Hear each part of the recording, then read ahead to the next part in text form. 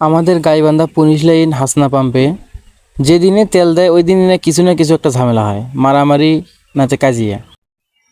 তো এই কাজিয়াটা মারামারিটা কেন হয় আমি আজকে বলি।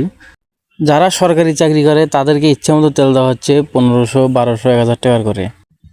কারণ তারা সরকারি চাকরি করে বলে, তাদের বউ বাচ্চা আছে, চাকরি গেলে না খেয়ে থাকতে হবে। আর যারা বেসরকারি চাকরি করে তাদেরটা চাকরি না, তাদের বউ বাচ্চা নেই, পোলাপান নাই, তারা বন্যার জলে ভেসে আসছে, তাদের চাকরি গেলে কোনো যায় আসে না। তারপর আরেকটা কথা হচ্ছে, এই যে সরকারি গাড়িগুলোকে তেল দিচ্ছে ইচ্ছা মতো, তারপরও যখনই পাম্পে তেল দিবে এদেরই অনেক সংখ্যা বেশি। তাহলে যে এত তেল দিচ্ছে তারা, এইগুলো তেল তারা কি করে, কোথায় যায় এগুলা তেল? তারপরে আবার পাম্পের মালিক বলতেছে যে জারকিনে কোনো তেল দেওয়া যাবে না, নিষেধ। তারপরও ওনারা আবার জারকিনের তেল দিচ্ছে 50 লিটার 60 লিটার করে। সব তেল সরকারি গাড়িকে দিয়ে শেষ করছেন, এদিকে সাধারণ জনগণের লাইন যে 1 কিলোমিটার, এটা তো আপনারা দেখেন না।